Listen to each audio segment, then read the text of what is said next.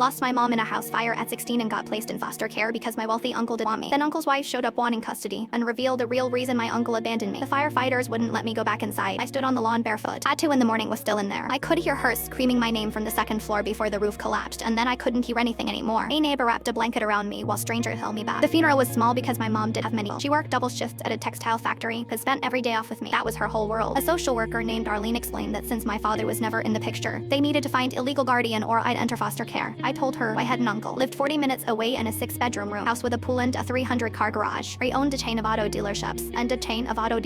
Pauline drove a white Range Rover. We used to see them at holidays.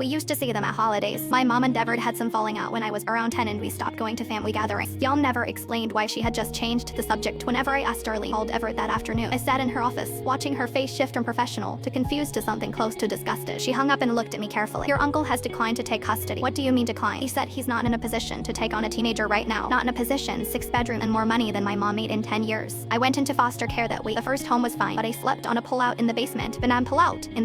I went to a new school where nobody knew me and ate lunch alone every day. At night, I'd replay that sound. The roof collapsing. The silence. I got moved to a second home, then a third, each one more temporary than the last. I stopped unpacking my bag completely. That was the point. 7 months after the fire, Darlene called saying someone wanted to see me. I assumed it was a new placement. Polly walked into the office. My uncle's wife looked different from how I remembered, thinner. She'd been crying because her eyes were swollen and dry. She sat across from and did speak for a long time. Then she said I didn't know. Didn't know what? Didn't know what? Had ever refused you. He told me you chose to stay in foster care, said you were angry at the family, and didn't want to live with us. My chest went tight. He said I chose this. I believed him for 7 months. I kept asking why you wouldn't come. You were adjusting. You needed space. You blamed us for not being closer to your mom. None of that is true. I know that now. She pulled a folder from her bag and signed with legal paper. Your mom had a life insurance policy. Pauline said quietly, $250,000. You were the sole beneficiary, but since you were a minor, the payout required a legal guardian to manage the fund. He pointed to a line on the document. Contacted the insurance company 3 days after the funeral. Told them he was your guardian. They sent the check to his address. He took my money.